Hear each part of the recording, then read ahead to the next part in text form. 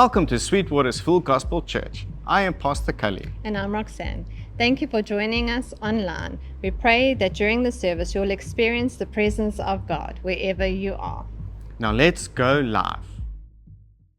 Has anyone ever promised you something and you needed them the most and they weren't there? I'd say, don't say loud, because I know you guys, you like looking at, yeah. See, yeah, you, yeah.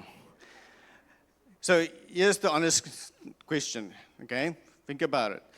Has anybody ever promised you something, whether it was yesterday, past tense, have ever promised you something, and then when the time came, they never delivered on that promise? The call went unanswered, the support disappeared, and the promise quietly broke.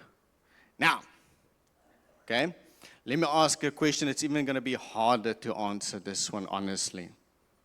Have you ever made a promise and you never delivered on that promise? Because here's the thing, you meant what you said at the time. You really did. You meant it. But life got complicated. Pressure increased. Circumstances that you were facing shifted all of a sudden. And what you intended with sincerity ended with silence, because you felt too much shame to actually, answer the call, because you know that you broke that promise. You know that you didn't do what you promised you would do. And what you intended with sincerity, like I said, ended with silence. And because here's the truth for everyone to hear this now. We live in a world full of promises, but very few promise keepers. That's why, and I'm going to say this right from the cuff, that's why trust is fragile.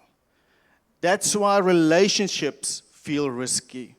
That's why some of us, we say it and we know this, that's why we guard our hearts. Not because we don't believe, but because believing has caused us a lot of hurt. And so when we talk about dominion, like we've explained it before, the year of authority, the year of influence, the year of expansion, we have to ask a deeper question. Can I trust the one who promises?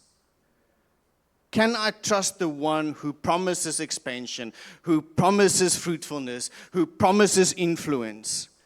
And that's why this month that we are unpacking in February, we're going to go into a word that God is really speaking to each and every one of us, restoring in this church specifically, and that word is covenant. And we'll unpack it throughout this month of February, but we're calling this series, if you haven't seen the social media yet, we're calling this series in the month of February, Promise Keeper. But here's the thing, but before God asks us to keep a promise, before we talk about marriage, before we talk about relationships, commitment, and faithfulness, we have to understand this one foundational truth. Are you ready for that foundational truth? God is not like us. God is not like us. He has never, and I say this, he has never ever promised something and panicked halfway through it. He's never gone, I don't know what I'm going to do now. I never, and I don't know, maybe you serve in a different way, but the God that I serve, I've never seen God go, I've never seen that going to happen with Kali. God never panicked. God always saw what is about to happen. He has never backed out of something, even when it felt uncomfortable. He's never backed out of it. And today, before we ask anything of you, God wants to reintroduce himself to you as the promise keeper. If broken promises have ever made you hesitant to hope, if disappointments has ever made you to be cautious in your faith, then this opening scripture, this introductory scripture, is not just encouragement. Let me just say this, it's also assurance. Let's go to the opening scripture. Hebrews 10:23. Hebrews 10:23. And it says the following. Let us hold fast the confession of our hope without wavering. For he who promised is faithful. He who promised is faithful. Let me just say this quickly before we go into opening this service and this time in prayer, before we get deeper into this. That scripture, let me just say this, unless you read this differently than me, but this scripture says, not the promise is faithful, not the process is faithful, but he who promised is faithful. Did you catch that? He who promised is faithful. Let us prepare our hearts and our minds as we dig deeper into God's word this morning. Let us open in prayer. Heavenly Father and Almighty God, and can we come before you, Lord? And we thank you, Lord God, as we unpack this month about promise keeper and what it means for our lives and the season that we are in, Lord God. As we talk about dominion and we talk about covenant, Lord God, what does it all mean for us in our relationships? I pray, Lord God, that we would understand this foundational truth, Lord God, that when you promise, you keep your promise. And Lord, I pray, Lord God, that you would open our hearts and minds to receive this morning, regardless of what they might have been facing, Lord God. I pray, Lord God, that you would just reveal yourself to every son and daughter this morning in Jesus' mighty and powerful name. Amen and amen. If we're honest, many of us struggle to, not necessarily to say that we struggle with God's promises, not because of what God has done, but because of what people have done. We struggle to trust God's promises. Can we be honest and real for a moment? We struggle to really trust God's promises. Not because God doesn't deliver on His promise, but because we almost, in a sense, compare God to people. We've learned to interpret God through human behavior. So before we talk about promises being fulfilled, we must unlearn one dangerous assumption. God does not operate the way we do. God does not operate the way we do. Which brings us to our first point. If you're taking notes, I would encourage you to take this down. When God promises, He doesn't panic. When God promises, He doesn't panic. Numbers 23:19 says, God is not man that He should lie, or a son of man that He should change His mind. Has He said, and will He not do it? Or has He spoken, and will He not fulfill it? Okay, maybe not always, but most often, okay? I'm talking to all of us, including myself. Maybe not always, but most of the time, many of us, when we make promises to people, we make it with limited information about the situation. And we always, sometimes, okay, not always, but most of the time, let's go there. We, most of the time, make promises on how we feel at that moment. Can we be honest? Okay, that's 5 of us. We'll work on the rest, but many of us, we make promises on how we feel in that moment, and we do it with limited information about the situation. On the other hand, we're talking about God now. God makes promises not just for now. He makes promises for eternity. With full knowledge of your situation, with full knowledge of what is going to happen. And let me just say this, not based on who you are, but based on who He is. Are you with me? Because here's how we often go about this. Here's how it usually works for us. We say, I'll be there for you until the situation gets too heavy. Okay? Don't look around now. We say, we'll never leave until the relationship gets a little bit strainy.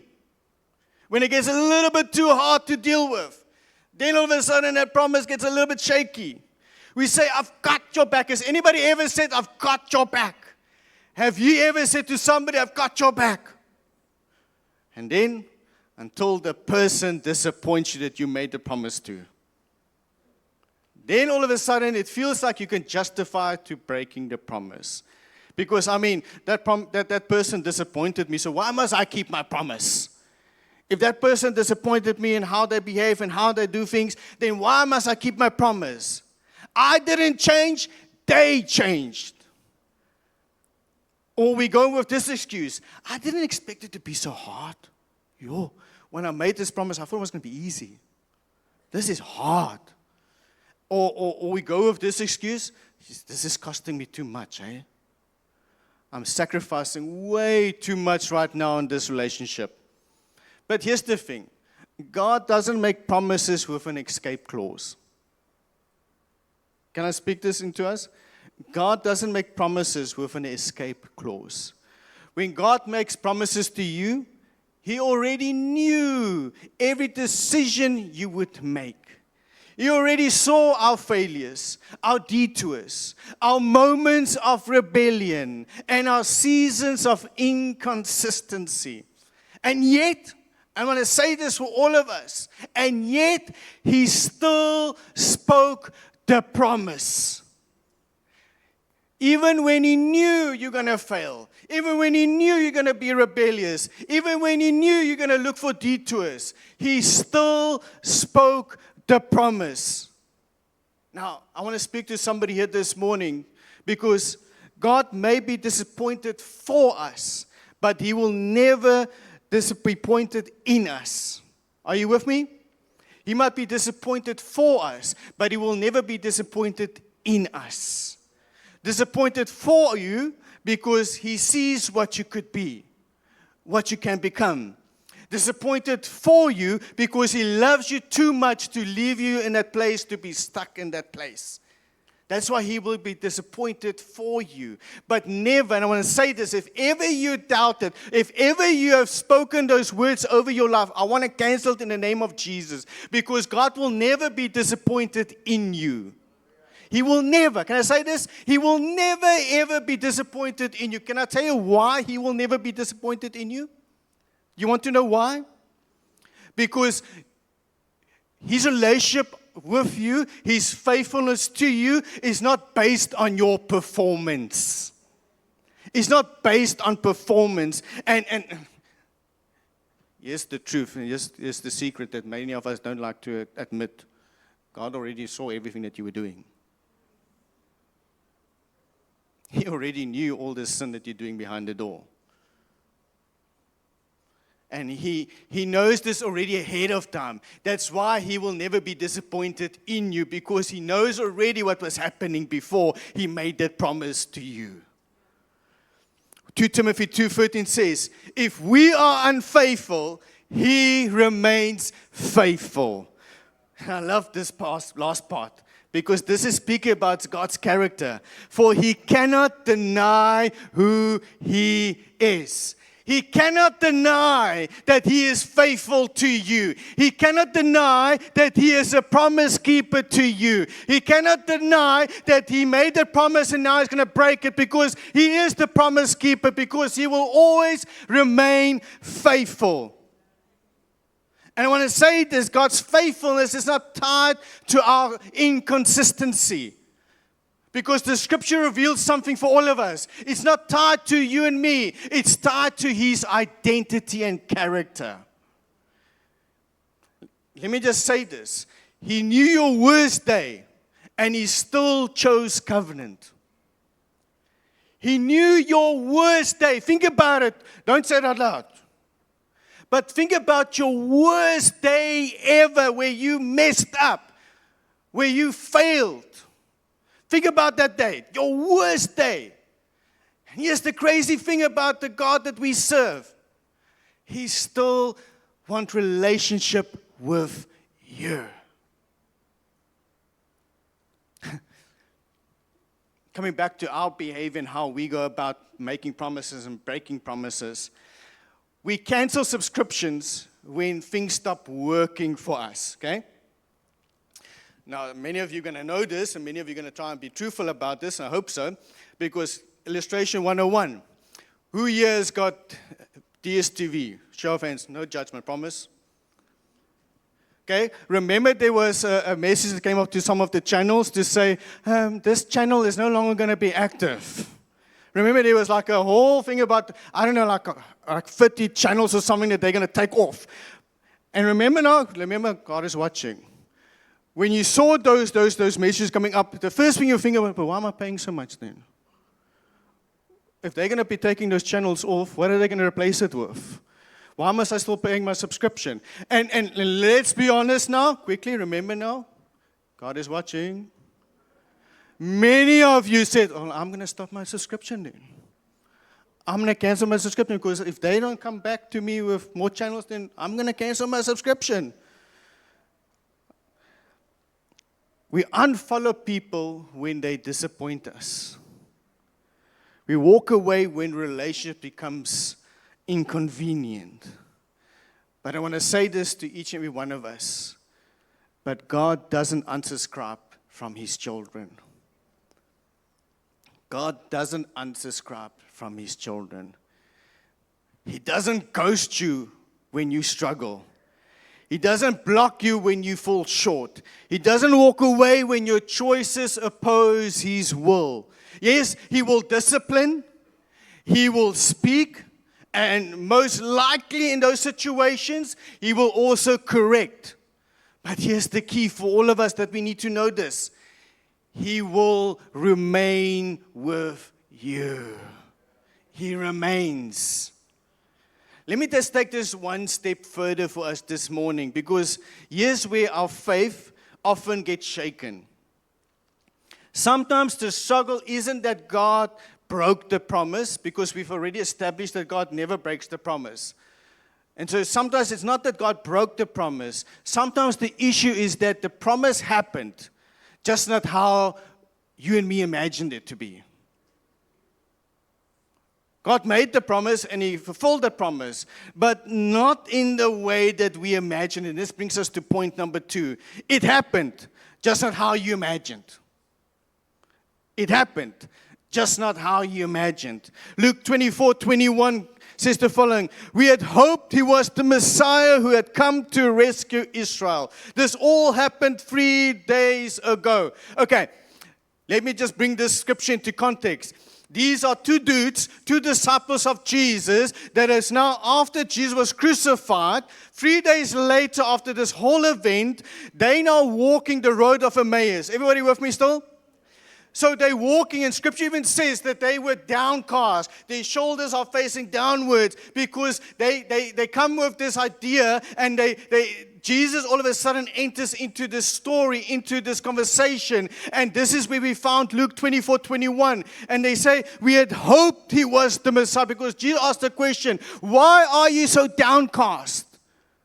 And I want you to know, church, this verse, this passage, it's packed. It's loaded. Can I tell you why? Because those 3 words in the beginning gives us the whole idea of understanding where they are at this moment. We had hoped. We had hope. That's not, let me just say, they're not being rebellious when they say we had hoped. They're not saying that out of rebellion. They're also not saying this under unbelief. They're not saying that they don't believe. They're saying we had hope. This is talking about disappointment. Now, again, I want to say this because you have to understand the context of this whole story here. They weren't just your average Joe. Sorry, Joe. They were disciples of Jesus. So they witnessed Jesus doing and performing miracles.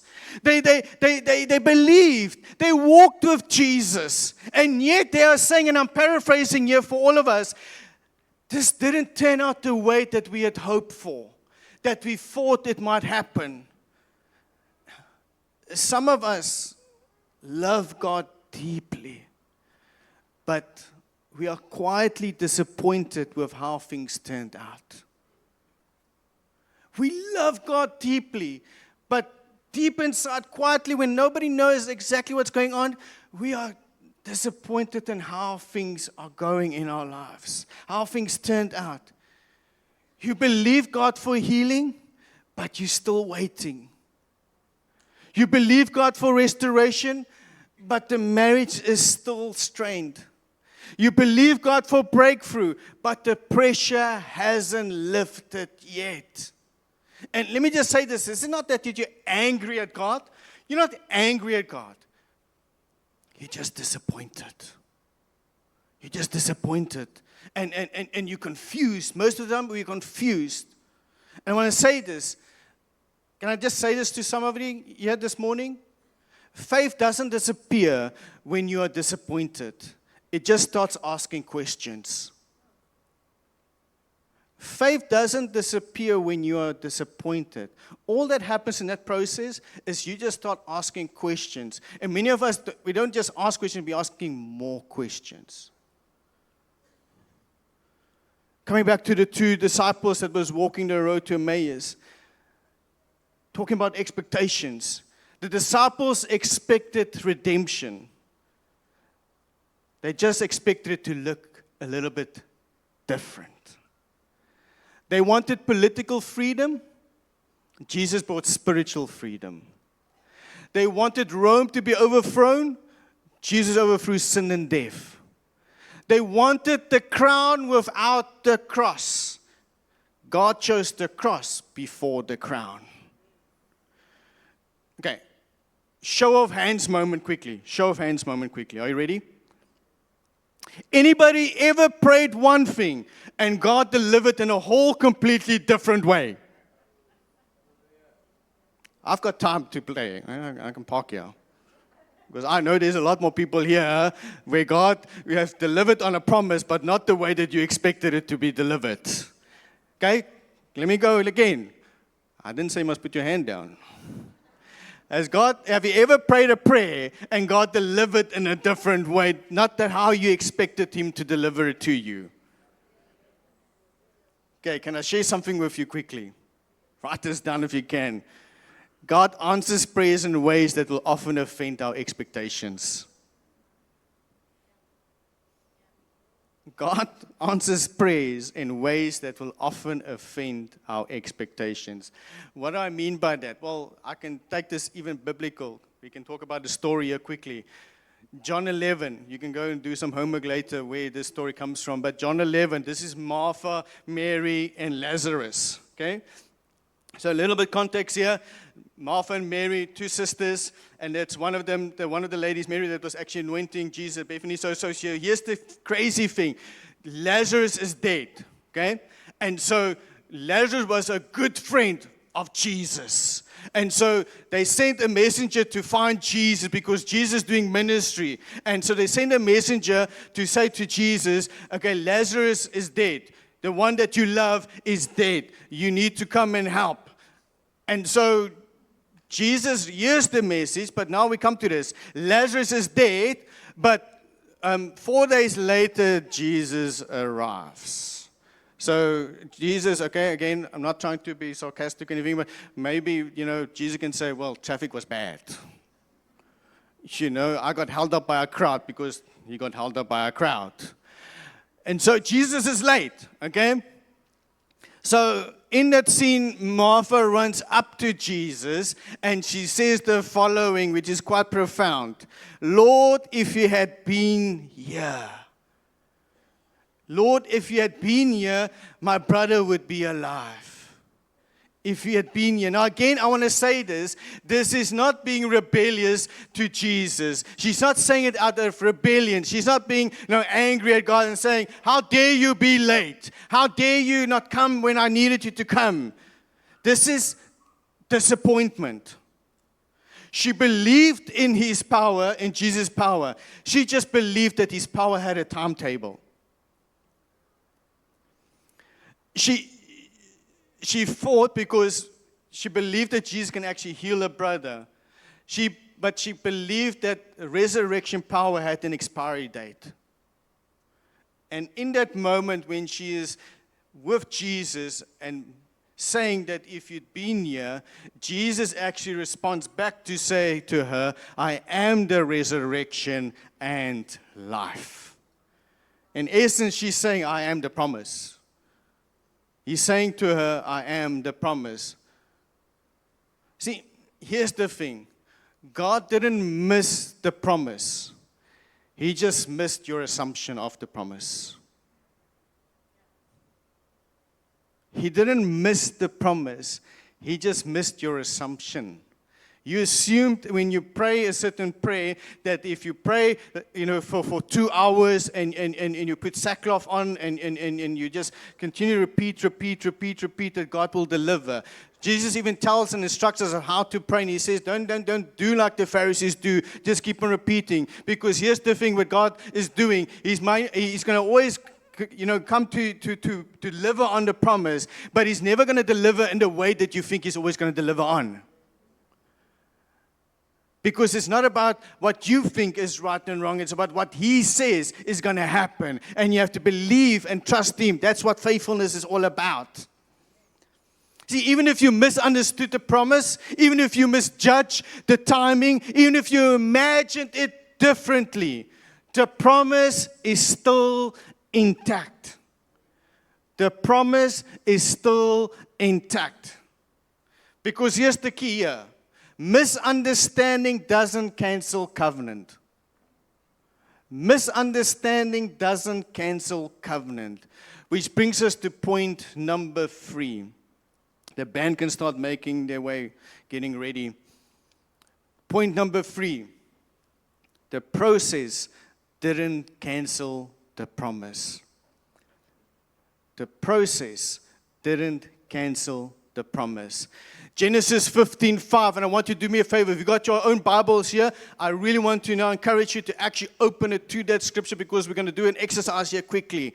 So Genesis 15 verse 5, and I'm reading from an NIV version, and it says, He took him outside. This is talking about Abraham or Abram, and he said, look up at the sky and count the stars. If indeed you can count them, then he said to him, so shall your offspring be. Okay, anybody there at Genesis 15 verse 5? Are you there? Okay, do me a favor, hold your finger there at that passage. Now I want you now to move forward, go ahead few chapters forward to Genesis 21. Okay, hold your finger to Genesis 15, but move forward now to Genesis 21, verse 1 and 2. And it says, now the Lord was gracious to Sarah as He had said. And the Lord did for Sarah what He had, what? Promised. Sarah became pregnant and bore a son to Abraham in his old age, at the very time God had promised him. Okay. Remember now, your finger is still at Genesis 15. Now you're reading Genesis 21. Now I know for us as human beings right now, as we read this, these are just a few pages. But in the context of what you just now read in those two very different scriptures, this is actually years. Not just pages, but these are years. Years of waiting. Years of waiting. And let me just say, those pages in between, those are mistakes. If you read in between pages, between Genesis 15 to Genesis 21, you read that there was also mistakes made in the waiting by both Abraham and Sarah. There was detours. Now, I can't share too much about it, but there was detours because they were not trusting in God's promise, because they were waiting too long. Because remember, those pages are representing years. Abraham and Sarah thought, maybe I need to change this a little bit. Maybe I need to do something to change it, to make the promise real. And so they started having detours towards this promise. And yet, I want to tell you this, because maybe we are in this situation. We've been waiting for years. Maybe we're at Genesis 15, where God laid a vision in your heart, a vision in your mind to say, you will do this and this. You'll become such and such. You'll receive this and this. And it's Genesis 15, and you're excited, and you're trusting God. But then come Genesis 16, Genesis 17, Genesis 18. Genesis 19, Genesis 20, and you're like, how many times do I have to wait, God? Is God still there? Does He still keep His promises? And you're waiting. And maybe for some of us, maybe not all of us, maybe we're looking for detours, because we're like, maybe God forgot about me. Maybe I need to make my own plans now. But I want to tell you this morning, Genesis 21 shows up and God still made His promise. God still kept His promise. The promise still showed up. God didn't withdraw His promise because Abraham mishandled the process. He didn't like, well, since you wanted to do your own thing, tough tacky right now. I'm not going to deliver my promise. You should have trusted me. That's not the God that we serve. God still delivered on His promise. Some of us, and I'm going to say this to you very, very pastorally, caring, loving, and I want you to hear this morning. Some of us think that the process means punishment. Some of us think that because you find yourself between Genesis 15 and Genesis 21, that God is punishing you. You've been waiting years and nothing's happening. And you're saying, God, what's happening, God? Why am I waiting so long? Why am my breakthrough not happening? Here's the thing I want to tell you this morning, because it's something that myself and Roxanne holds true to. From the first time that we got married and we got into full-time ministry, it's a slogan that we hold dearly to. And I want to teach you this, to speak it over your life. Trust the process. Whenever I feel down, whenever I feel that things are just too much, whenever I feel like this is just not going to happen in a way that I was hoping it's going to happen, and things are just going to be chaos and chaotic, and I feel like the promises are not going to come through, then either Roxanne comes and then she says, remember what we spoke about? Trust the process. When Roxanne feels down and there's things not happening, when a womb doesn't want to open and we're saying, but God, where are you? Where are you in this situation? We keep on speaking it over our lives. Trust the process, because I know my God delivers on His promises. His word is yes and amen. And so I want to say this to you this morning. Trust the process. The process is not punishment. The process is molding you. The process is building your character, bringing strength into you. When all circumstances want to break you, you can say, I trust the process, because I know in the process my God is there. In the process, my God is with me. He will never leave me. He will never forsake me. And it might not how I imagine it to be, but I know that my God is a promise keeper.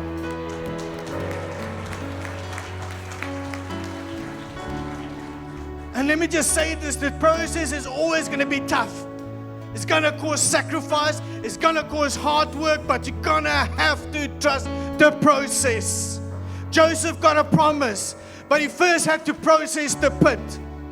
David got a promise, but he first had to process looking after sheep. Israel got the promise of freedom, but they first had to process the walking in the wilderness. If the promise was worth shouting about, the process is worth surviving. See, if you can shout towards your promise, then let me just say it's worth surviving in the process. We can't always just look to shout for a promise. We also have to go through the process. And this, let me just say, because we're going to get to the Lord's table this morning. So get your communion emblems ready, because this is why communion matters. Because the greatest promise ever made for you and me is salvation. What was fulfilled through the process called the cross. Friday, going back to the two dudes on the road to Emmaus. Friday looked like failure. Friday looked like disappointment. Friday looked like the in-between Genesis 15 and Genesis 21. We had hoped for things to happen and it didn't happen. But here's the key here. And I want to say this and I want to speak it over your life. Friday might have been disappointment. Friday might have looked like nothing is happening in the way we had hoped for. But Sunday reveals the promise. Sunday reveals the promise. 2 Corinthians 1:20, and I love this scripture. I want you to hold this scripture dear to your heart. For all of God's promises have been fulfilled in Christ with a resounding yes. And through Christ, our amen, which means yes, ascends to God for His glory. God has fulfilled already all the promises that He gave you. God didn't just keep His promises from a distance. He stepped into history and fulfilled them personally. Jesus, let me just say this. Jesus is the confirmation of every promise God has ever made to you and me.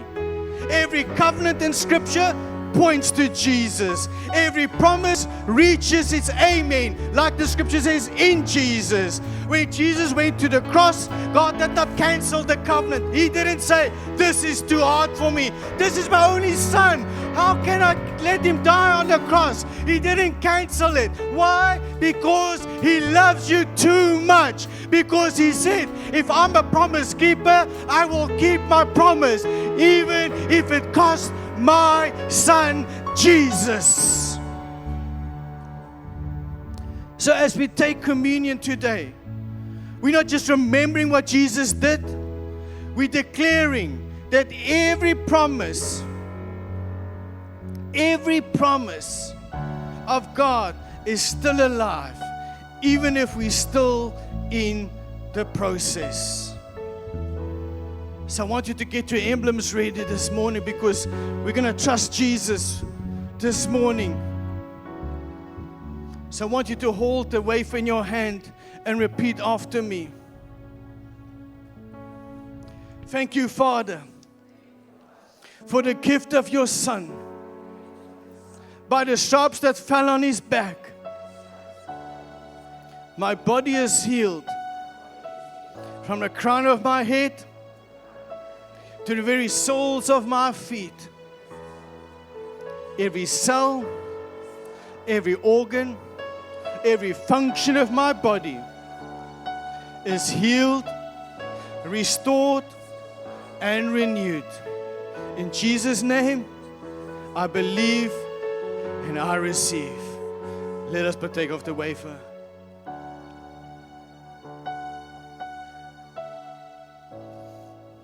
I want you to hold the next emblem, which is the juice in your hand, and repeat after me. Lord Jesus, thank you for your precious blood. Your sin-free, disease-free, poverty-free life is in your blood. And your shed blood has removed every sin from my life. Through your blood, I am forgiven of all of my sins, past, present, and future, and made completely righteous. Today I celebrate and partake of the inheritance, which is righteousness, preservation, healing, wholeness, and provision. Thank you, Lord Jesus, for loving me. Amen. Let us partake.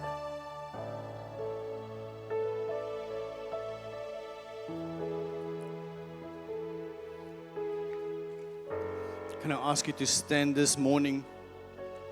Before we close this service, I feel like we want to worship this morning. And this is not an indication for you now to leave the service. This is an indication for you to press in and trust God for your breakthrough, that He is the promise keeper. So let's stand before we close. Somebody needs to hear this one more time. You're not late. You're not forgotten. You're not disqualified. The promise didn't fail. The promise didn't fade. The promise didn't get cancelled. It just went through a process. You serve a promise keeper, a way maker, a miracle working God that will never fail, that will never disappoint. So lift your voice as we worship the King of Kings and the Lord of Lords. Let's go for worship team.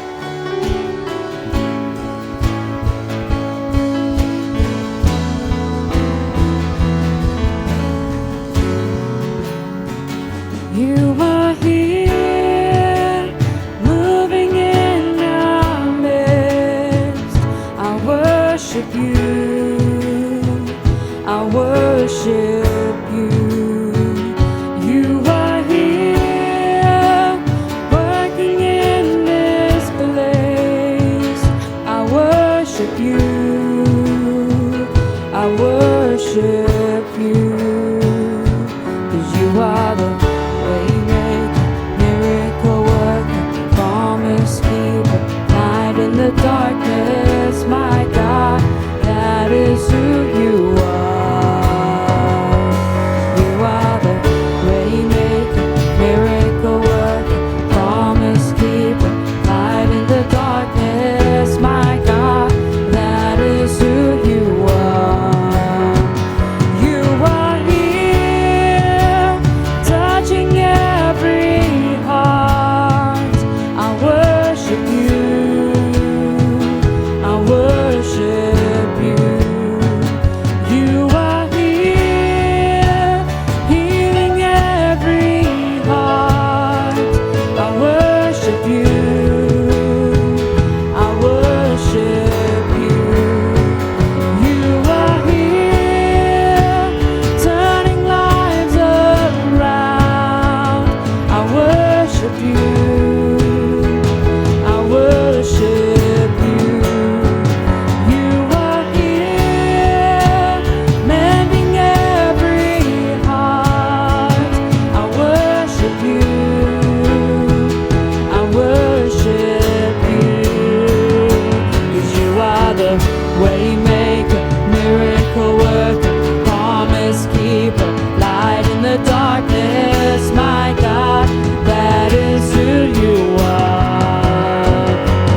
You are the waymaker, miracle worker, promise keeper, light in the darkness. My God, that is who you are.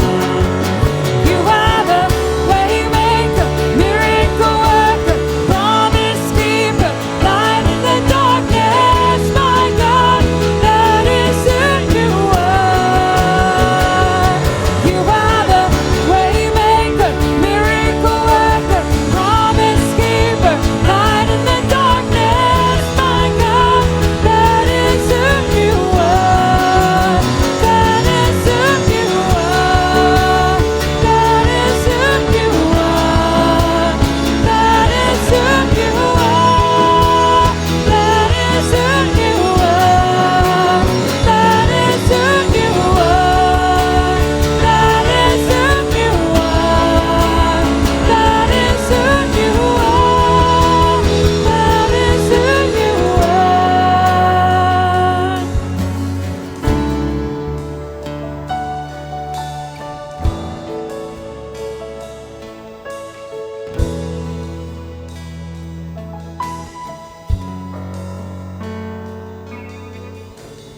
Even when I don't see it, you're working.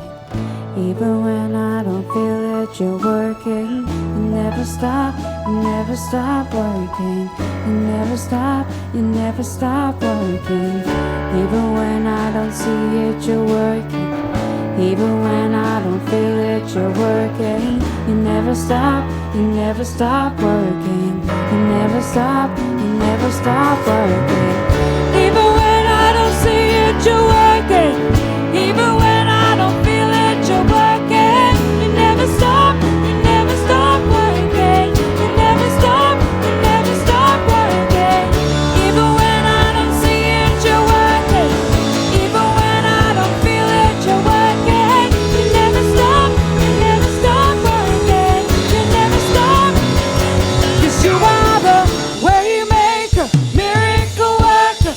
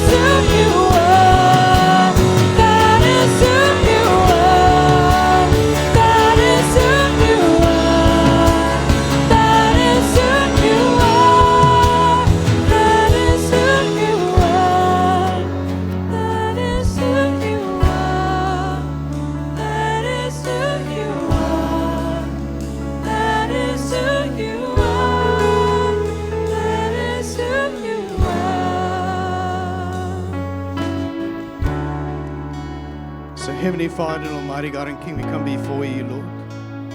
And we thank you, Lord God, that you are a promise keeper, Lord God. Even when we fail to make promises and keep those promises, Lord God, you never fail. Even when people disappoint us, promises made but never promises kept, you never fail.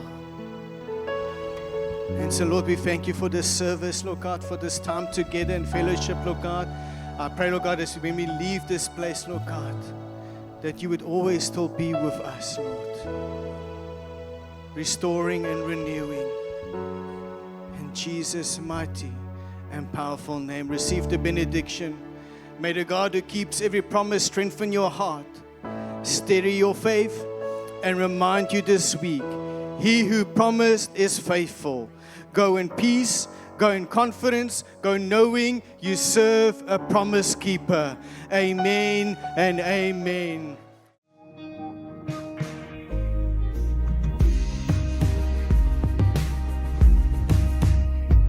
Thank you for watching till the end. If you were impacted by the service, please share it with someone else, like our page, and subscribe so that you'll get notifications of our upcoming services and events. May you be blessed as you journey with Jesus.